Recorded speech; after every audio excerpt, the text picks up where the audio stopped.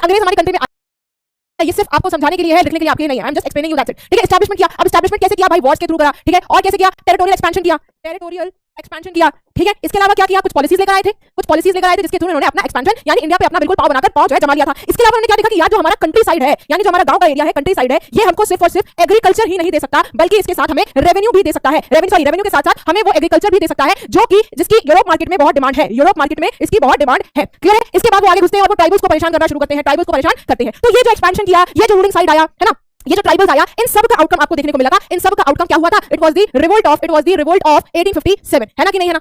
है ना? चमका कि नहीं चमका? ये चीज की नहीं थी। ठीक है, तो रिवोल्ट ऑफ 1857 पर हमने अपना लेक्चर छोड़ दिया था कि जिसमें पहली बार अंग्रेजों ने इतना भयंकर रिवोल्ट फेस किया था क्योंकि 1757 में लड़ाई लड़ी थी बैटल ऑफ प्लासी जिसमें ईस्ट इंडिया कंपनी जीत गई थी। लेकिन इसके ठीक 100 साल बाद 1857 में अंग्रेजों ने इतना बड़ा रिवोल्ट देखा था। ठीक है, ठीक है। अब देखो इस रिवोल्ट के रीजंस हमने पढ़े थे कि नहीं पढ़े थे? पढ़े थे। मैं बहुत सारे रीजंस थे। रूलर्स को परेशान किया, नवाबों को परेशान किया, मुगल्स को परेशान किया, इसके अलावा पीजेंट्स को परेशान किया, जमींदार को परेशान किया, सिपाहीज को परेशान किया। तो इन सभी लोगों ने एक साथ आकर यहाँ पर रिवोल्ट किया था। ठीक है, रिवोल्ट करने के रीजंस क्या थे भाई? कुछ उन्होंने यहाँ पर सोसाइटी में रिफॉर्म करने की कोशिश करी। भाई what were the reasons of revolt?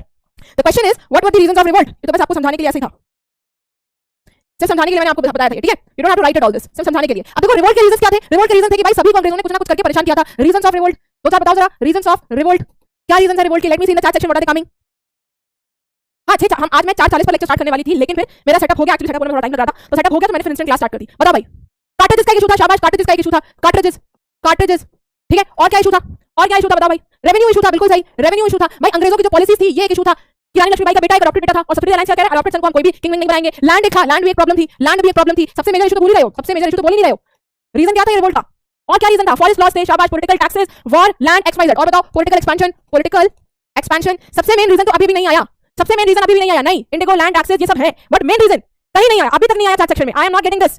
Please click your mind, click करो अपने दिमाग को। क्यों नहीं आया अभी तक? यू नहीं बेटा, आपको लिखना नहीं है, मैं इसको एक्सप्लेन कर रही हूं आपको। Indigo, Mangal Pandey, revenue tax के अलावा हां ये आया। I think it is Priyanka को पता था, प्रियांशु। यस, मेन रीजन था education. This was the main reason कि हम तो देसी आदमी थे, बिल्कुल हमें कुछ आता ही नहीं था। हम मक्के की रोटी साग खाकर बिल्कुल ठाठ से रहने वाले व्यक्ति थे। लेकिन चूंकि अंग्रेजों ने हमको पढ़ा लिखा दिया था, हमको क्या कर दिया? हमको मैनर वाले लोग बना दिए, हमको सिविलाइज्ड पर्सन बना दिया। तो यही चीज बैकफायर कर गई थी। इसीलिए आपने अगर आज का टॉपिक ध्यान से पढ़ा होगा तो आज का टॉपिक ये है civilising the native and educating the nation. कि अब अंग्रेजों ने इंडिया पर रूल करने के लिए किस तरीके से इंडिया के लोगों को पढ़ाना लिखाना शुरू किया और कौन सी पढ़ाई लिखाई शुरू करी, ये हम आज के इस लेक्चर में पढ़ेंगे। तो टॉपिक को समझाने के लिए ये civilising the native and educating the nation, ये टॉपिक को समझाने के लिए मैंने आपके 5 से 7 मिनट लिए हैं। I hope now this is clear to you कि आपके चैप्टर में क्या दिया है कि अंग्रेजों ने किस तरीके से हमें सिविलाइज करने की कोशिश करी थी। सिविलाइजिंग द नेटिव, नेटिव का मतलब क्या है? हम इंडिया में रह रहे हैं तो हम इंडिया के नेटिव्स हैं।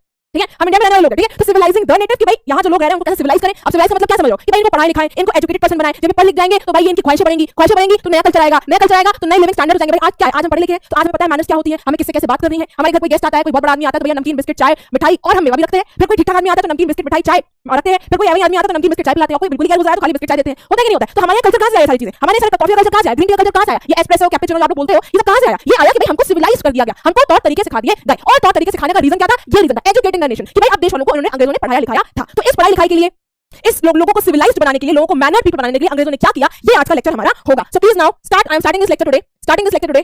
ठीक है, चलो। तो आई होप आपको इतना समझ में आया कि चैप्टर में क्या है, समझ में आया कि क्या है चैप्टर में। हम लोग को समझ में आया कि नहीं आया? मतलब जस्ट मैं ये नहीं चैप्टर में क्या मतलब क्या किस चीज के बारे में है ये चैप्टर। ये हमेशा मैम का तरीका होता है कि मैम जरूर बताती है कि भाई चैप्टर में क्या है, फिर मैम स्टार्ट करती है। ठीक है, तो आज के चैप्टर में देखो मैं आपको ये बताऊंगी ब्रिटिश का एम क्या था। British what were the aiming? तो ब्रिटिश का एम था सबसे पहला एम है टेरिटोरियल कॉन्क्वेस्ट कि भाई वो ये चाह रहे थे कि कुछ भी हो जाए इंडिया पर हमें अपना कब्जा बनाए रखना है। क्यों? क्योंकि इंडिया एक इतनी रिसोर्सफुल कंट्री है कि इसको छोड़ देंगे तो बहुत सारी चीजें हमारे हाथ से चली जाएंगी। ठीक है, टेरिटोरियल कॉन्क्वेस्ट करना है, रेवेन्यू लाना है, कंट्रोल ओवर रेवेन्यू। ब्रिटिश का एम ही था। पहले मैंने आपको चैप्टर पढ़ाया जिसमें डॉक्ट्रिन ऑफ लैप्स पढ़ाया, सब्सिडी अलायंस पढ़ाया, क्या पढ़ा उसमें हमने? यही पढ़ा टेरिटोरियल कॉन्क्वेस्ट करा है। ठीक है, फिर मैंने आपको बताया कंट्रोल ओवर रेवेन्यू कि ruling the country side chapter में हमने ये पढ़ा कि भाई किस तरीके से अब रेवेन्यू आने लगा था, दीवानी राइट्स मिल गई थी। इसके अलावा अंग्रेजों का एम ये भी था कल्चरल मिशन। कल्चरल मिशन का मतलब सोसाइटी को इंप्रूव करना, that is they have to civilise the natives कि लोगों को सिविलाइज बनाना। अब देखो सती सिस्टम लेकर आए थे, है ना, सती सिस्टम लाए थे, विडो मैरिज लेकर आए, ये सारी चीजें रिफॉर्म करी ना, कल्चर को हमारे चेंज कराना। और लोगों ने इसको अपोज किया था कि अच्छा हमारे कल्चर को बदल रहे हो, हमें तो पता है कि भाई बीवी को चलना ही पड़ेगा। समझ रहे हो? तो they wanted to civilise the native. और ये कैसे होगा कि भाई उनको जब पढ़ा लिखाओगे and change their customs and values. और ये कैसे होगा? ये होगा बाय एजुकेशन। कैसे होगा? Bye education. आज आप पढ़ाई लिखाई कर रहे हो तो आपको पता है कि भाई क्या चीज सही है, क्या चीज गलत है। अगर आज भी हम कहीं सती सिस्टम फॉलो कर रहे हैं या कोई ऐसी इल प्रैक्टिस फॉलो कर रहे हैं तो आप भी बोलोगे नहीं ये गलत है। क्यों? क्योंकि यू आर एजुकेटेड। वेयर एक ऐसा व्यक्ति जो पढ़ा लिखा नहीं है, उसको पता ही नहीं है, तो वो बोलेगा नहीं सती सिस्टम फॉलो होना चाहिए। ओके कि नहीं? ओके समझ में आया कि नहीं आया? ठीक है भाई, so this was the aim of the Britishers. ये एम है ब्रिटिशर्स का। अब देखो आपको आज के इस लेक्चर में बेटा एक व्यक्ति क्या आपको यहाँ पर एक चीज मैं आपको यहीं पर समझा दूं। देखो दो चीजें होती हैं, चलो ऐसे बताते हैं। ये तुम्हारी धरती है, ठीक है, बहुत बड़ी धरती और डिसेबल धरती बन गई है। एनीवेज थोड़ा सा बनाते हैं, थोड़ी सी बनाते हैं। ये तुम्हारी धरती है, धरती को तुम ऐसे डिवाइड कर दो तो ये तुम्हारा नॉर्थ, ये तुम्हारा साउथ, ये तुम्हारा ईस्ट और ये तुम्हारा वेस्ट। देखो मैं समझाने के जा रही हूं, समझना। ठीक है, अगर तुम देखो तुम्हारा इंडिया कहां है, इक्वेटर है, तो इंडिया तुम्हारा कहां है, इंडिया तुम्हारा कुछ यहाँ है, और इंग्लैंड कहां है, इंग्लैंड तुम्हारा कुछ यहाँ है। समझ रहे हो कि समझ रहे हो? यानी India is in east, India कहां है, इंडिया आपका ईस्ट में है, ज्योग्राफी पढ़ाया है। और ज्योग्राफी पढ़ाया है इंडिया इज इन ईस्ट और इंग्लैंड आपका वेस्ट में है। इंग्लैंड कहाँ है? इंग्लैंड आपका वेस्ट में है। ठीक है, आज बात समझ में नहीं आई। ओके, अब देखो क्या हुआ, हमारे इंडिया में जो लोग आए थे वो वेस्ट से ईस्ट आए। क्या हुआ, हमारे इंडिया में जो लोग आए थे वो वेस्ट से ईस्ट आए। आए कि नहीं आए? ये आए वेस्ट से ईस्ट आए। समझा रही हूँ, लिखने की तुम्हें जरूरत नहीं है, लेकिन अगर समझने के लिए तुम लिखना चाहते हो तो भाई कोई दिक्कत नहीं है, लिख लो तो कोई बात ही नहीं है। ठीक है, वेस्ट से लोग हमारे यहाँ ईस्ट में आए। अब देखो वेस्ट में भी एजुकेशन चल रही होगी, है ना, पढ़ाई का यहाँ भी चल रही होगी और ईस्ट में भी एजुकेशन चल रही होगी, है ना। सिर्फ इंडिया के अलावा और बहुत सारी कंट्रीज है जहाँ एजुकेशन चल रही होगी। ठीक है, तो हम यहाँ पर आज के इस लेक्चर में ईस्ट एजुकेशन और वेस्ट एजुकेशन के बारे में बात करेंगे। East and west education, particularly east में हम अपने भारत की एजुकेशन के बारे में बात करेंगे। इज इट क्लियर और नॉट? ठीक है, नहीं ठीक है, ठीक है, समझ में आया कि नहीं आया? अब देखो, वो लोग जो ईस्ट एजुकेशन की बात करते हैं, वो लोग जो ईस्ट एजुकेशन की बात करते हैं उनको हम बोलते हैं ओरिएंटलिस्ट। क्या बोलते हैं? ओरिएंटलिस्ट। ORIENTALIST। क्या बोलते हैं? उनको बोलते हैं ओरिएंटलिस्ट। ये लोग कौन होते हैं? ये वो लोग होते हैं जो study law, architecture, study law, architecture, literature, ठीक है, और क्या क्या हो गया, language society history, language society history, society etcetera, history etcetera. ये लोग ईस्ट की पढ़ाई करते हैं। वो लोग जो ईस्ट यानी कि इस तरफ की ईस्ट की स्टडी करते हैं, जैसे लॉ के बारे में, आर्किटेक्चर के बारे में, लिटरेचर के बारे में, लैंग्वेज के बारे में, सोसाइटी के बारे में, हिस्ट्री के बारे में, इनको बोलते हैं ओरिएंटलिस्ट। क्या बोलते हैं? ओरिएंटलिस्ट बोलते हैं। I hope this is clear to you. ठीक है, वेयरएज ऐसे लोग जो वेस्ट एजुकेशन की बात करते हैं, इनको हम लोग बोलते हैं ऑक्सीडेंटलिस्ट। क्या बोलते हैं? OCCIDENTALIST। इनको बोलते हैं ऑक्सीडेंटलिस्ट। यहाँ की बुक में ध्यान नहीं, मैं एक्स्ट्रा बता रही हूँ। ठीक है, ऑक्सीडेंटलिस्ट ये लोग क्या करते हैं? सेम चीज, study of law, literature, society history, language etcetera. समझ में आया कि नहीं आया? समझ में आया कि नहीं आया? ठीक है, तो आज की इस कहानी में हम इस ओरिएंटलिस्ट के बारे में पढ़ेंगे। ये ओरिएंटलिस्ट ईस्ट की पढ़ाई के बारे में बात कर रहे हैं। दैट मींस ये ईस्ट की लैंग्वेज को, ईस्ट की एजुकेशन को प्रेफर करते हैं। क्या करते हैं? इसको प्रेफर कर रहे हैं, है ना। समझ में आ रहा है कि नहीं आ रहा है? यस, ऑक्सीडेंटलिस्ट बोलते हैं। ठीक है बेटा, तो आज के इस लेक्चर में हम यही करेंगे, ईस्ट एजुकेशन और वेस्ट एजुकेशन के बारे में बात करेंगे। अब अंग्रेज जो आए थे वो ये कह रहे थे भैया लोगों को वेस्ट एजुकेशन देने की जरूरत है, लेकिन इन अंग्रेज में से कुछ लोग ऐसे भी थे जो ये कह रहे थे अगर तुम इंडिया के ऊपर रूल करना चाहते हो और लंबे समय तक रूल करना चाहते हो तो इनको वही पढ़ाई कराओ जो इनके अभी से होती चली आ रही है। ओके कि नहीं? ओके, तो ओरिएंटलिस्ट कौन होते हैं? वो लोग जो ईस्ट की पढ़ाई की बात करते हैं और ऑक्सीडेंटलिस्ट वो लोग होते हैं जो वेस्ट की पढ़ाई की बात करते हैं। मैंने उल्टा कर दिया। ओरिएंटलिस्ट वो लोग होते हैं जो ईस्ट की पढ़ाई की बात करते हैं और ऑक्सीडेंटलिस्ट वो लोग होते हैं जो वेस्ट की पढ़ाई की बात करते हैं। ठीक है, मैंने उल्टा कर दिया था। क्लियर है? ओके, ठीक है, तो आई होप आपको कांसेप्ट क्लियर है, क्योंकि अगली स्लाइड आप यही कह रही है, ओरिएंटलिस्ट के बारे में। Orientalism, this is known as orientalism. Okay कि नहीं? Okay, yes ma'am. अब देखो ओरिएंटलिज्म क्या होता है, the tradition of orientalism. Orientalism क्या होता है? अब भी मैंने आपको बताया कि भैया इट मींस क्या, नॉलेज और स्टडी अबाउट, किस चीज की नॉलेज, किस चीज की स्टडी हम बात कर रहे हैं? Laws, culture, history, society, languages of a place, particularly of an eastern country. तो इसको बोलते हैं ओरिएंटलिज्म। जब हम किसी ईस्टर्न कंट्री की लैंग्वेज, उनके लॉज, उनके कल्चर, उनकी हिस्ट्री, उनकी सोसाइटी की बात करते हैं, पढ़ाई करते हैं, नॉलेज लेते हैं, स्टडी करते हैं, तो इसको बोलते हैं ओरिएंटलिज्म। खास तौर से जैसे इंडिया के हम आज यहाँ पर बात करेंगे, क्योंकि इंडिया के फ्रीडम स्ट्रगल के बारे में पढ़ रहे हैं, तो इसीलिए इसको बोलेंगे ओरिएंटलिज्म। इज इट क्लियर और नॉट? ओरिएंटलिज्म क्लियर हुआ कि नहीं हुआ? बताओ जरा, क्योंकि ये एक बड़ी चीज है, क्योंकि आगे हम एक ओरिएंटलिस्ट के बारे में पढ़ेंगे और एक ऑक्सीडेंटलिस्ट के बारे में बात करेंगे। हमारे एक आपके ओरिएंटलिस्ट होंगे और एक ऑक्सीडेंटलिस्ट होंगे, दोनों के बारे में बात करेंगे। ठीक है, तो सबसे पहले हम हेडिंग ओरिएंटलिस्ट के बारे में। ये है पहले orientalist, he is an orientalist और इनका नाम क्या है? इनका नाम है विलियम जोन्स। इनका नाम है बेटा विलियम जोन्स। ठीक है, ये व्यक्ति है विलियम जोन्स। ओके, अब विलियम जोन्स बेटा एक ओरिएंटलिस्ट है। लिखिए इसमें विलियम जोन्स ये एक ओरिएंटलिस्ट है। ओरिएंटलिस्ट, अब देखो ओरिएंटलिस्ट दैट मींस क्या? ये ईस्ट एजुकेशन की बात कर रहे हैं। किसकी? ईस्ट एजुकेशन की बात कर रहे हैं। ठीक है, तो विलियम जोन्स के बारे में अगर मैं आपको थोड़ा सा यहाँ पर ब्रीफ करूं तो मेक अ प्लस साइन और लिखो मेरे साथ पॉइंट नंबर 1 कि ही वाज द जूनियर जज इन सुप्रीम कोर्ट। मैंने बताया था ना सुप्रीम कोर्ट जो 1983 में बना था, है ना। सुप्रीम कोर्ट जो 1983 में सुप्रीम कोर्ट बना है, एससी लिखूंगी मैं, सुप्रीम कोर्ट को एससी लिखूंगी। ठीक है, यहाँ पर ही वाज द जूनियर जज। ठीक है कि नहीं? ठीक है, ये क्वेश्चन वाला एरिया है बेटा, ये अक्सर पूछा जाता है। So William Jones was a junior जज इन सुप्रीम कोर्ट। साथ ही साथ पॉइंट नंबर 2 लिखो, साथ ही साथ बेटा he was expert in law. अब जज है तो एक्सपर्ट इन लॉ होएगा ही, एक्सपर्ट इन लॉ था, प्लस लिंग्विस्टिक व्यक्ति था। लिंग्विस्टिक का मतलब क्या होता है मैम? लिंग्विस्टिक का मतलब होता है जिसको बहुत सारी लैंग्वेजेस आती है, उसको हम लिंग्विस्टिक व्यक्ति बोलते हैं। जैसे इसको कौन सी लैंग्वेज आती है? ग्रीक आती है, फ्रेंच आती है, इंग्लिश आती है, अरबिक आती है, पर्शियन आती है। लिखिए इसमें, यहाँ लिख लो ग्रीक, अरबिक, पर्शियन, बाकी मैं ओरल बोल रही हूँ, लिखो Greek, Arabic, Persian, English, French. ठीक है कि नहीं? ठीक है, तो इसको कई सारी, जिसका लेक्चर नहीं चल रहा है एक बार फिर से रिफ्रेश करके आ जाओ। ठीक है, फिर से रिफ्रेश करके आ जाओ। ठीक है, ओके, तो जिसको कई सारी लैंग्वेजेस आती है उसको हम लिंग्विस्टिक व्यक्ति बोलते हैं। ओके, इसके अलावा इन्होंने किस चीज की पढ़ाई करी है? इसके अलावा और क्या पढ़ाई करी है? पॉइंट नंबर 3 लिखो। इसके अलावा बेटा इन्होंने इंडियन लॉज की पढ़ाई करी है, Indian philosophy, religion, politics, morality. इसके अलावा किस चीज की पढ़ाई करी है? ऑल्सो स्टडीड क्या? देखो इंडियन के बारे में बता रहे हैं तो सारे इंडियन लगा लेना आगे, जैसे इंडियन लॉज, जैसे इंडियन फिलोसफी, जैसे इंडियन पॉलिटिक्स, जैसे इंडियन रिलीजन, ठीक है, और जैसे इंडियन मेडिकल की पढ़ाई इन्होंने करी है। Medicine, MEDICINE। क्लियर है कि नहीं? क्लियर है? जेम्स के बारे में, विलियम जोन्स के बारे में क्लियर है कि नहीं? क्लियर है? और बेटा इसके अलावा please right point number D, इसके अलावा दो व्यक्ति हैं। एक है HT कूलब्रुक, बड़े कूल भैया है ये, COLEBROOK, कूलब्रुक, प्लस N हेलहेड। इनका नाम पहले कहीं सुना है क्या? एन हेलेट का नाम पहले कहीं सुना है? और अगर सुना है तो कहां सुना है? तो HT कूलब्रुक एंड हेलेट के साथ मिलकर इन्होंने एक सोसाइटी बनाई थी, जिसका नाम है एशियाटिक सोसाइटी ऑफ बंगाल। क्या बनाया है? Asiatic Society of Bengal. समझ में आया कि नहीं आया? ये एक सोसाइटी बनाई थी। इसके अलावा एक जर्नल भी बनाया है, इसके अलावा एक मैगजीन भी प्रिंट करी है, लिखो इसमें मैगजीन भी प्रिंट करी है जिसका नाम है एशियाटिक रिसर्च। क्या नाम है? Asiatic research. रिसर्च। सारे पॉइंट्स क्लियर है कि नहीं clear? All the 5 points are clear to you not? Very good. Yes, converted. भाई एन हेलेक का नाम कहां सुना? जब हमने ये पढ़ा था कि भाई सारी चीजों को जब हिंदू डाइजेस्ट को इंग्लिश में कन्वर्ट करना था तो इनको बुलाया गया था, translate laws into English language. Very good, very good. That means तुम्हें यहां पर चीजें रिटेन है, तुम्हें यहां पर चीजें याद है। सो आपको जेम्स विलियम जोन्स के बारे में सारी चीजें क्लियर होगी, क्लियर होगी। कौन थे, कितनी पढ़ाई करी, क्या क्या पढ़ाई करी, इंडिया के कॉन्टेक्स्ट में क्या क्या पढ़ाई करी, इन दोनों के साथ मिलकर एशियाटिक सोसाइटी ऑफ बंगाल बनाया और एक जनरल मैगजीन भी बनाई, लिखी, जिसको बोलते हैं एशियाटिक रिसर्च। अब इनकी अप्रोच क्या थी, इस ईस्ट एजुकेशन को लेकर इनकी अप्रोच क्या थी, इंडिया को लेकर इनकी अप्रोच क्या थी? तो please right here, please right here, ऐसे बना लो, दिस इज ओके, ऐसे बना लो और इसमें हम कर लेते हैं।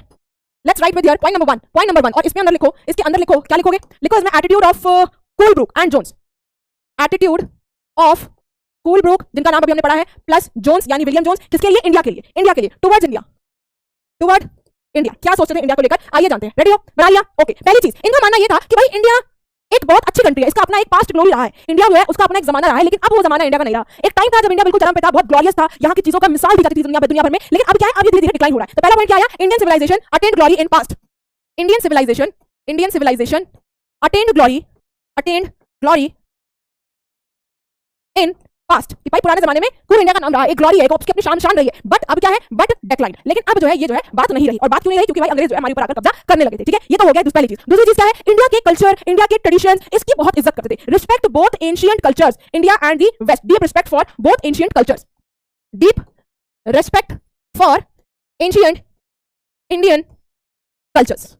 ठीक है नहीं? ठीक है, क्योंकि ये ईस्ट की बात कर रहे हैं तो इसीलिए इंडियन कल्चर्स को लेकर बहुत इनको शान वाली बात थी। क्लियर है कि क्लियर है? और क्या बोला? बी हो गया, सी पॉइंट आओ, सी पॉइंट। और क्या बोला? इन्होंने बोला कि अगर आप चाहते हो for further to understand India, अगर आप चाहते हो भारत को समझने के लिए और आगे फर्दर डेवलप करने के लिए, तो आपको इंडिया के टेक्स्ट, इंडिया के लीगल टेक्स्ट को पढ़ना जरूरी है। क्या बोला इन्होंने? To understand India in a better way and for future development necessary to know about the sacred Vedas and legal texts। ये चीज आपके एनसीईआरटी में लिखी हुई है, सेम चीज यहाँ पर लिखी हुई है। तो लिखो यहाँ पर क्या लिखोगे? टू अंडरस्टैंड इंडिया, अगर भारत को जानना चाहते हो तो आपको क्या करना पड़ेगा?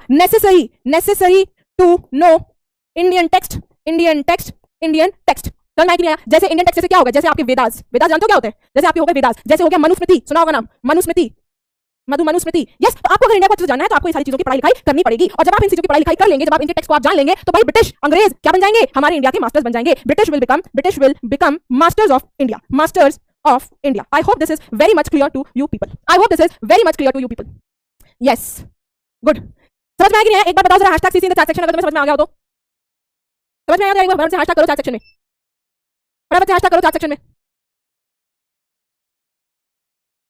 री एक्सप्लेन कर दें। कुछ नहीं बेटा, इसमें उनकी हम एटीट्यूड, उनका बिहेवियर, उनका नजरिया पढ़ रहे हैं, थॉट्स पढ़ रहे हैं। तो उनका ये थॉट है कि भाई इंडियन सिविलाइजेशन की पहले ग्लोरी रही है, उनका जमाना रहा है, लेकिन अब कम हो रहा है। ठीक है, लेकिन फिर भी इनकी इंडियन कल्चर को लेकर बड़ी इज्जत करते हैं ये लोग। ओके, क्या बोल रहे हैं कि अगर आप इंडिया को जानना चाहते हैं तो आपको यहाँ पर इंडिया के टेक्स्ट पढ़ना जरूरी है। जैसे आप यहाँ पर जो हमारी कंट्री में मनुस्मृति चलती है, वेदास चलती है, सेक्रेड वेदा चलती है, लीगल टेक्स्ट मनुस्मृति चलती है, जानना जरूरी है। और अगर आप जब एक बार इनको जान जाओगे तो फिर आप यहाँ के मास्टर्स बन जाओगे। चलो अब देखो यहाँ पर हम थोड़ा सा बात करेंगे, यहाँ पर हम बात करेंगे बेटा कंपनी के ऑफिशियल्स के बारे में। इसका इन्फ्लुएंस कंपनी के ऑफिशियल्स पर क्या पड़ा? ये जो कोलब्रुक ने बात करी, ये जो विलियम जोन्स ने बात करी, इसका असर कंपनी के ऑफिशियल्स पर क्या पड़ा? सो इन्फ्लुएंस ऑन कंपनी ऑफिशियल्स। ठीक है, क्या इनका असर पड़ा? अब आप बता देना क्या असर पड़ा होगा? बहुत असर पड़ा होगा। भाई एक चीज आप समझाने की कोशिश कर रहे हो, आप बोल रहे हो कि अगर तुम्हें यहाँ पर बहुत टाइम रूल करना है तो आपको यहाँ की चीजों को जानना जरूरी है। ऑफ कोर्स, आप किसी जगह के डीएम बनते हो तो आपको उस जगह के पहले चीजों के बारे में पता होना चाहिए कि भाई कौन सी चीज कहाँ है, कैसे है, लोग कैसे, सोसाइटी कैसे है, उसी हिसाब से आप काम कर पाओगे, है ना? तो वही चीज नहीं बताया। अब कंपनी ऑफिशियल्स क्या थे? कंपनी ऑफिशियल्स अभी रिवोल्ट का सामना करके आए हुए थे। कंपनी ऑफिशियल्स ने अभी 1857 का रिवोल्ट का सामना किया, तो इनको तो चाहिए था कि भैया हमें इनके दिल जीतने हैं, हमें इनका जिगरा जीतना है, इनकी कलेजी जीतनी है, इनका गुर्दा जीतना है, इनका पेट जीतना है, ताकि हमारे ऊपर वापस से विश्वास कर सके। जब हमारे ऊपर वापस से विश्वास करेंगे तो भैया हमको अच्छे लोग मिल जाएंगे फिर से एडमिनिस्ट्रेशन में। ठीक है, समझ लो। तो कंपनी ऑफिशियल्स का इसमें क्या था? They wanted to win hearts, they wanted to win hearts of people, दिल जीतना चाह रहे थे। और दिल क्यों जीतना चाह रहे हैं? क्योंकि भाई रिवोल्ट में वो सामना कर चुके हैं, देख चुके हैं। तो दिल गुर्दा, मतलब शरीर का कोई अंग रह ना जाए, दिल गुर्दा कलेजी फेफड़ा सर ऊपर नीचे सब अपने दिल में रख ले, सब कुछ कर ले। इतनी इनकी हालत हो गई थी, ऐसी हालत कर दी थी हमने ने। और कब 1857 में, समझ लो। ठीक है, क्लियर है? तो ये मानना ये था कि हम एलियन रूलर्स हैं, हम वहां से आके बैठे हुए लोग हैं। अगर हमें लॉन्ग तक चलाना है अपना हुक्म, अपना कैन से रूल इंडिया में, तो हमें इंडिया में लोगों के हार्ट्स को जीतना जरूरी है। तो क्या लिखा है? To win the hearts of Indians and get respect to the alien rulers. Alien rulers कौन है? ये अंग्रेज है। एलियन क्या होता है? एलियन होता है दूसरे देश से आया हो, तो भाई ये दूसरे देश से आया तो एलियन रूलर्स है। British ought to promote Indian learning rather than western learning. अब देखो ने क्या किया, इनको यहाँ पर दिल गुर्दा कलेजी जीतने के लिए अंग्रेजों ने क्या किया, ब्रिटिश ने क्या किया? ब्रिटिश ने बोला कि ठीक है, इनको हम इन्हीं के देश की पढ़ाई लिखाई कराएंगे, इंडियन लर्निंग कराएंगे, वेस्टर्न लर्निंग कराएंगे, इंडियन लर्निंग कराएंगे। क्या लिखा है ब्रिटिश ने? क्या किया?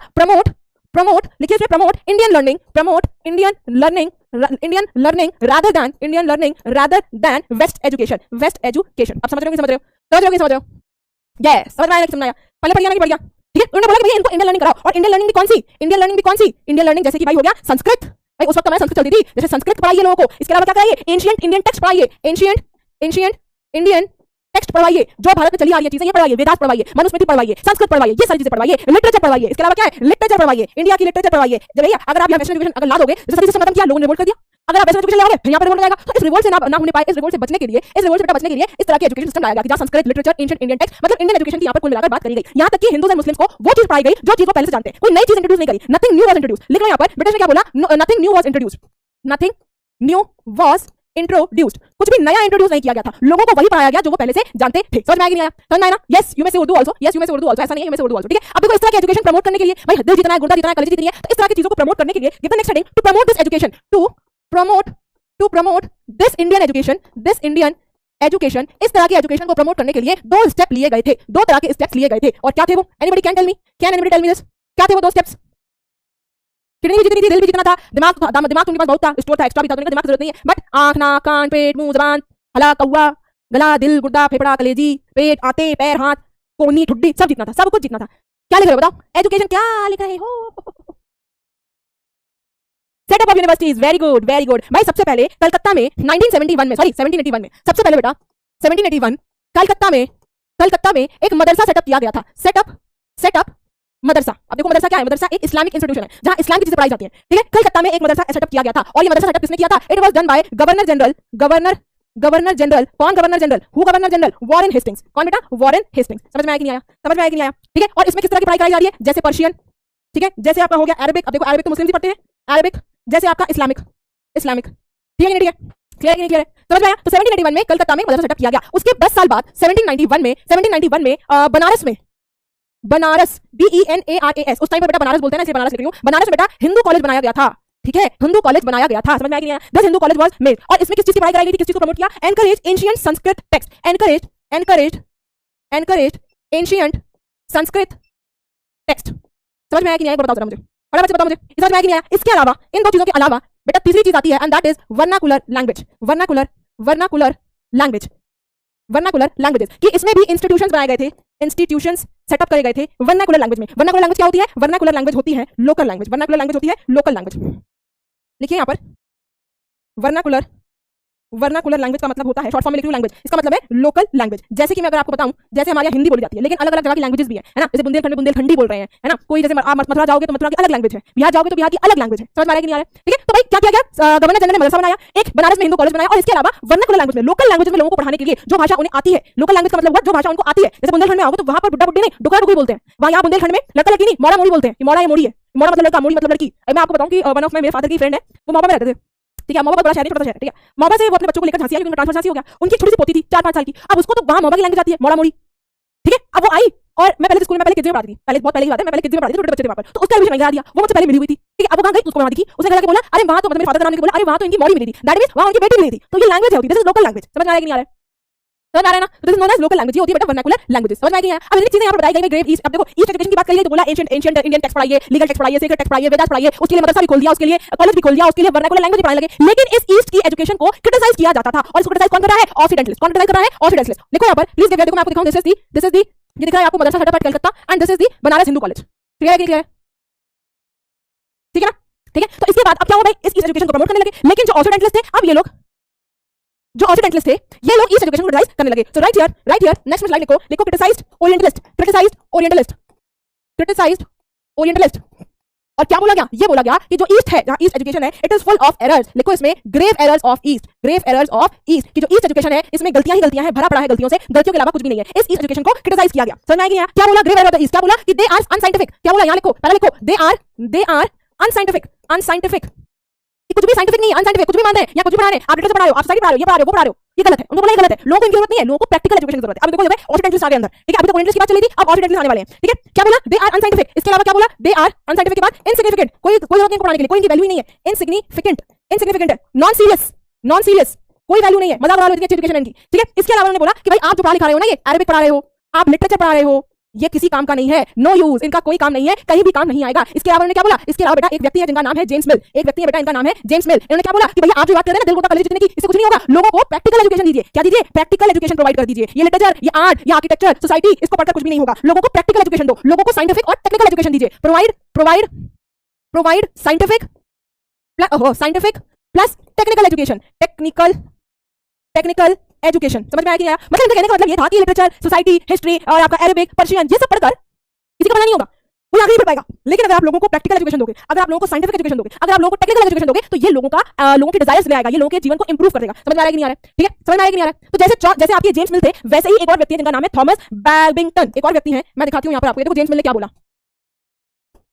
यस, ये देखिए जेम्स मिल ने क्या बोला। जेम्स मिल ने बोला concept like when the hearts and rulers respect are vague and not important. भाई आज तो कर रहे हैं ना कि हमको चाहिए, हमको इज्जत चाहिए, इज्जत क्या करोगे? इज्जत नहीं लाओ, लोगों को प्रैक्टिकल एजुकेशन दीजिए, लोगों को ऐसी एजुकेशन दो, इंडियंस को ऐसी एजुकेशन दो, कैसी साइंटिफिक और टेक्निकल एडवांसमेंट वाली एजुकेशन दो। भाई आज देखो जापान अपन कितना आगे है, बिकॉज़ वो टेक्निकली हमसे बहुत आगे है। ऐसी एजुकेशन दो जो उनके आने वाले कल में काम आए। ठीक है, जैसे जेम्स मिल थे बेटा, वैसे ही एक और व्यक्ति जिनका नाम है थॉमस बैबिंगटन। मैं आपको यहाँ पर दिखाऊं, तो ही इज थॉमस बैबिंगटन। ये देख रहे हैं, ये थॉमस बैबिंगटन है। इनका क्या कहना था? लिखो जरा heading, give Thomas Babington, please give the heading, Thomas Babington Macaulay, MACUALA, he is Thomas Babington Macaulay. Clear है? चलो आ जाओ, इसको और पढ़ लेते हैं। तो ये इन्होंने क्या किया? Attack on orientalist. क्या किया? Attack on orientalist. लिखिए इसमें attack on orientalist. Sharp attack किया कि आप जो ओरिएंटलिस्ट बात कर रहे हैं बिल्कुल गलत है, लोगों को इस तरह का लिटरेचर वगैरह पढ़ाने से कोई फायदा नहीं होगा, लोगों को एजुकेशन दो जो उनके आगे जीवन में काम आए। ठीक है, क्या बोला इंडिया को बोला कि भैया ये अनसिविलाइज्ड कंट्री है, दिस इज अनसिविलाइज्ड कंट्री और इसको सिविलाइज करने की जरूरत है, इनको सही से पढ़ाने लिखाने की, मैनर सिखाने की जरूरत है। समझ में आया? तीसरा क्या बोला? तीसरा बोला कि भाई कोई मैच ही नहीं है, नो मैच। अब मैच का मतलब यहाँ क्रिकेट से नहीं है, नो मैच किस चीज का? वेस्ट और ईस्ट एजुकेशन का कोई मैच ही नहीं है, वेस्ट एजुकेशन ज्यादा अच्छी है, वेरी गुड, ये आपकी वेरी गुड है, और ईस्ट एजुकेशन पुअर, एकदम बेकार है। ये इनका मानना था, ये इनका बेटा मानना था। समझ में आया कि नहीं आया? ठीक है, और उन्होंने सरकार को बोला do not waste money on this type of education, do not waste money on this type of education. इस तरह का एजुकेशन प्रोवाइड करने के लिए पैसे मत बर्बाद करो। मतलब इस तरह के एजुकेशन के लिए ना आप स्कूल खोलिए, ना कॉलेज खोलिए, ना यूनिवर्सिटी खोलिए, कुछ मत खोलिए, आप सिर्फ और सिर्फ पैसा बर्बाद कर रहे हैं। तो भाई गवर्नमेंट क्या है, इसकी बात से इन्फ्लुएंस हो गई कि हाँ यार हमको देना चाहिए प्रैक्टिकल एजुकेशन, हमें टेक्निकल एजुकेशन देना चाहिए। तो इसकी बात को ध्यान में रखते हुए इंग्लिश एजुकेशन एक्ट लेकर आया जाता है। English education act was introduce. लिखिए इसमें इम्पैक्ट ऑफ मैकॉले। क्या इम्पैक्ट आया? देखो सबसे पहला इम्पैक्ट क्या आया? इंग्लिश एजुकेशन एक्ट इंट्रोड्यूस करा गया था। और कब किया गया था? 1935 में। कब बेटा? 1935 में इंग्लिश एजुकेशन एक्ट फॉलो किया गया था। ठीक है, इस इंग्लिश एजुकेशन एक्ट में क्या बोला गया कि English will be medium of education. English क्या होगी? Medium of education. अब इंग्लिश में पढ़ाई लिखाई होगी, मीडियम ऑफ एजुकेशन। क्लियर है कि नहीं क्लियर है? ठीक है, तो English will be medium of education. उसके बाद क्या बोला कि जैसे आपने यहाँ पर कलकत्ता में मदरसा बनाया है, हिंदू कॉलेज बनाया है, ये अंधकार है, इस तरह के कॉलेजेस बंद कर दीजिए। लिखिए इसमें टेंपल ऑफ डार्कनेस, ये अंधकार है। इस कौन से? जैसे आपके कलकत्ता का मदरसा, जैसे कि मदरसा बनाया आपने ओरिएंटलिस्ट एजुकेशन देने के लिए, ईस्ट एजुकेशन देने के लिए, बेकार। जैसे आपने यहाँ पर हिंदू कॉलेज बनाया है, ईस्ट एजुकेशन देने के लिए, बेकार। इनको उठाकर बंद कर दीजिए। क्लियर है? क्लियर है? इसके अलावा इंग्लिश टेक्स्ट बुक्स आप प्रोवाइड करने लगे, प्रोवाइड इंग्लिश टेक्स्ट बुक। तो भाई आज तुम जो पढ़ रहे हो अंग्रेजी किताब, ये यहाँ से आई है, इंग्लिश एजुकेशन एक्ट से आई है। समझ में आया कि नहीं आया? ठीक है, इंग्लिश एजुकेशन एक्ट से आई है। क्लियर है? तो ये चीजें मैकॉले ने आगे रखी। अब देखो ये मैकॉले ने आगे रखी है, सॉरी इट इज 1835 नॉट 1935, 1835। ठीक है भाई, 1835 है। Yes, I understood. It is 1835. ठीक है, तो मैकॉले ने इस तरह की डिमांड रखी अपने सामने कि भाई आपको इस तरह की चीजें करनी चाहिए। मैकॉले से इतना ज्यादा इंप्रेस हो गई गवर्नमेंट कि एक वुड डिस्पैच लेकर आई गवर्नमेंट कि भाई अब इंडिया में किस तरह से एजुकेशन सिस्टम होगा, how will be the education system in India, how will be the education system अब किस तरीके से एजुकेशन सिस्टम होगा इंडिया में, इसके लिए वुड्स का डिस्पैच लाया गया। How will be the education system in England, sorry in India, क्या होगा? तो इसके लिए क्या किया गया? वुड्स डिस्पैच लेकर आया गया। वुड्स डिस्पैच ये क्या है मैम? अभी बताते हैं। वुड्स डिस्पैच बेटा, ये वुड्स व्यक्ति है एक, मैं आपको आगे दिखाऊंगी। वुड्स डिस्पैच की बात करेंगे तो इसको बनाया किसने है? चार्ल्स वुड ने बनाया है। चार्ल्स वुड, ठीक है, चार्ल्स वुड ने बनाया है and he was the president of board of members. He was the president of board of members. ठीक है, इसमें कोई घुसने की जरूरत आपको नहीं है, सिर्फ इतना जान लो कि भाई एजुकेशन सिस्टम क्या होगा, उसके लिए वुड्स का डिस्पैच लाया गया। चार्ल्स वुड ने यहाँ पर एक डिस्पैच, अब डिस्पैच का मतलब समझ लो एक ऑर्डर, एक प्रोसीजर। आप समझ लो डिस्पैच का मतलब प्रोसीजर। ठीक है, तो एक प्रोसीजर दिया गया। ठीक है, और ये प्रोसीजर जो है 1854 में आया था। कब आया था? 1854 में। क्लियर है? ठीक है, अब देखो इसमें क्या बोला गया? इस वुड डिस्पैच में बताया गया, क्या बताया गया? आउटलाइन बनाई गई। आउटलाइन किस चीज को? How education system will be, how education system in India will be, किस तरीके का एजुकेशन सिस्टम भारत में होगा, ये चीज इस वुड्स डिस्पैच में दी गई थी। समझ में आया कि नहीं? और इसमें किस तरह से बताया गया? इसमें बोला गया प्रैक्टिकल एजुकेशन के बारे में, क्लियर है कि नहीं क्लियर है? प्रैक्टिकल एजुकेशन के बारे में दिया, यानी कि जो ओरिएंटलिस्ट बोल रहे थे उससे बिल्कुल ऑपोजिट किया। जैसे कि भाई जैसे उन्होंने बोला एजुकेशन फॉर कॉमर्स, ठीक है, कॉमर्स की एजुकेशन दीजिए। कॉमर्स का मतलब ट्रेड की एजुकेशन दीजिए। यहाँ पर भाई लोग यहाँ पर व्यापार करेंगे, गुड्स का इंपोर्ट एक्सपोर्ट करेंगे, तो इससे इंडिया कल्चर जो है, इंडिया के लोग जो है वो आगे फर्दर डेवलप होंगे। ठीक है, एक्सपेंशन ऑफ ट्रेड करिए। समझ में आ रहा है? इससे क्या होगा भाई? प्रैक्टिकल एजुकेशन, इससे क्या होगा भाई? लोगों के people will develop, people will progress, लोग यहाँ पर प्रोग्रेस कर जाएंगे। प्रोग्रेस का मतलब क्या होगा कि लोगों के अब यहाँ पर लोगों की डिजायर्स, लोगों की चॉइस, ये सब बदल जाएगी। Will change. अब कैसे मैम? देखो आज हमारे लोग कॉफी पीते हैं, कैसे हुआ? जब कॉफी हमारे देश में आई, जब हमने इसका इंपोर्ट एक्सपोर्ट किया, तो हम यहाँ पर कॉफी पीने लगे। हमने जींस पहनना स्टार्ट करी, पहले मैंने सलवार सूट पहनते थे, वो हमारा कल्चर है, वेयरिंग सलवार सूट कल्चर, लेकिन हमने जींस पहनना स्टार्ट किया। कैसे? Import export. भाई जब इंपोर्ट एक्सपोर्ट बढ़ाओगे, कॉमर्स ट्रेड बढ़ाओगे, तो लोग प्रोग्रेस कर गए। कैसे प्रोग्रेस कर गए? भैया उनका टेस्ट बदल गया। जब टेस्ट बदल गया, डिजायर बदल गई। अब सबकी चॉइस क्या होती है? Jeans, mini midis, one piece, crop top, ये टॉप वो टॉप, पैकेटी सब कुछ है। तो ऐसे क्या है, लोगों का टेस्ट, डिजायर, उनकी चॉइस, ये सारी बदल गई, उनके रिक्वायरमेंट बदल गए। ठीक है, इसके अलावा लोग सिविलाइज हो जाएंगे, लोग क्या है विश्वास करने लायक हो जाएंगे। समझ में आ रहा है कि नहीं आ रहा है? ओके कि नहीं? ओके, समझ रहे हो?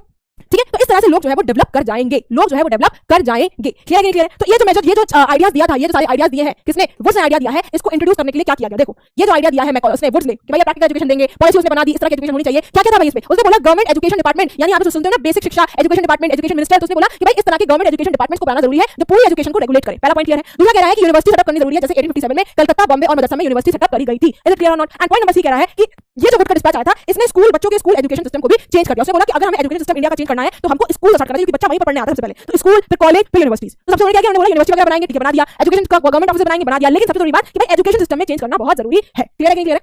ठीक है, ओके, ठीक है। So now with this I come to the end of this lecture. आपका आज का लेक्चर यहां पर पूरा होता है। अब जो हमारा लेक्चर नंबर 2 होगा बेटा, दैट विल बी इसके बारे में होगा कि एजुकेशन सिस्टम में क्या-क्या चेंजेस करे गए थे। बड़ा इंटरेस्टिंग है, आप तुम लोगों को बहुत ही मजा आएगा, क्योंकि आपको देखने को मिलेगा कि पहले जो है कोई रजिस्टर नहीं था, कोई अटेंडेंस नहीं थी, कोई एग्जाम नहीं था, लेकिन अब एग्जाम वगैरह आ गए हैं। Okay, so now with this I come to the end of this lecture. मैं please repeat this slide. Slide का मतलब ये है कि measures introduced to execute Wood dispatch. अब वुड ने डिस्पैच दिया ना, वुड ने जो यहां पर एजुकेशन पॉलिसी फ्रेम करी, ऐसा होना चाहिए, ऐसा होना चाहिए, ये जो फ्रेम करी, इसके लिए क्या किया गया? तो इसके लिए गवर्नमेंट ऑफिस बनाए गए, गवर्नमेंट एजुकेशन डिपार्टमेंट। आप सुनते होंगे बेसिक शिक्षा अधिकारी, देखो उसके लिए शिक्षा के लिए अधिकारी है, एक पोस्ट है। एजुकेशन के लिए मिनिस्टर बनाया गया है, ठीक है। जैसे यूनिवर्सिटी सेटअप करी गई है, अब यूनिवर्सिटी कौन सी सेटअप करी है? जिसमें प्रैक्टिकल एजुकेशन दे रहे हैं, स्कूल के यहां पर चेंज करा गया सिस्टम, ठीक है। Okay, so now with this come to the end of this class. फटाफट से यहां पर क्वेश्चंस कर लेते हैं, पोल आपके सामने आएगा। पहला क्वेश्चन आपके सामने आ चुका है। Name the person who arrived Calcutta in 1783 and was appointed as junior जज एट सुप्रीम कोर्ट। आपको ये बताना है कि भाई वो कौन से व्यक्ति है जिसको जूनियर जज बनाया गया था सुप्रीम कोर्ट में? वॉरेन हेस्टिंग, लॉर्ड कॉर्नवालिस, जो विलियम जोन्स या फिर हेनरी थॉमस? क्या होगा करेक्ट आंसर? फटाफट tell me in the chat section.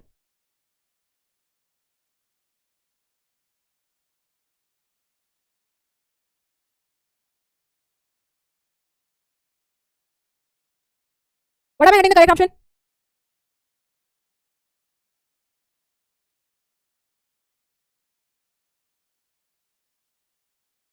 Yes, the correct option is option number C, William Jones, है ना। ही वाज द जूनियर जज इन द सुप्रीम कोर्ट। मार्क कर लेते हैं, देख लेते हैं भाई ये कौन है, ये लगाए थे। वॉरेन हेस्टिंग का नाम कहां से आ गया? वॉरेन हेस्टिंग गवर्नर जनरल, सबसे पूछा गवर्नर जनरल, नहीं पूछा governor general. Maulik first, Lakshya second, Abhay third, Arpit fourth and Dikshit on the fifth position. Let's come to the next question. क्या कह रहा है? A person who knows and studies several languages is known as. ऐसा व्यक्ति जिसको बहुत सारी लैंग्वेजेस के बारे में पता होता है, उसको क्या बोलते हैं? टीचर बोलते हैं, मल्टी टैलेंटेड बोलते हैं, लिंग्विस्ट बोलते हैं, या फिर लर्नर बोलते हैं? बताओ क्या होगा करेक्ट ऑप्शन? बताओ क्या होगा correct option? A person who knows and studies several languages, कई सारी लैंग्वेजेस पढ़ता है।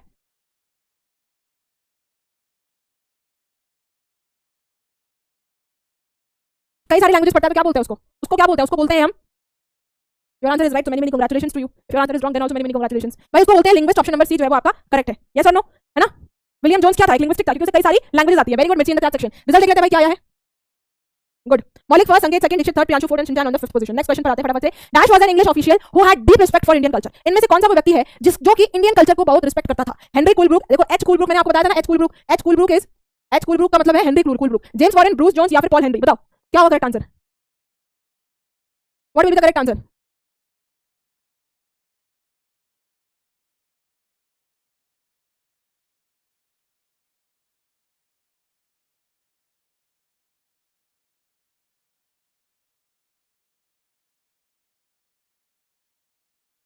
क्या दे रहे हो correct answer? Very good, correct answer is option number A. Apples आ गए चैट सेक्शन में, ए बिल्कुल करेक्ट आंसर है। It is Henry Colebrooke. देख लेते हैं भाई रिजल्ट क्या है। Good. Lakshya first, Cristiano second, Sanket third, Dikshit fourth and Shivansh Gupta on the fifth position. Next question पर आते हैं फटाफट से। Wood dispatch for education for commerce in India was introduced by. किसने इंट्रोड्यूस करा था? चार्ल्स वुड ने, विलियम वुड ने, हेनरी वुड ने, या फिर आर्ट वुड ने? किसने इंट्रोड्यूस किया था? ये वुड डिस्पैच में जो एजुकेशन, ये जो कॉमर्स की बात आई थी, ये किसने किया था? Who did this?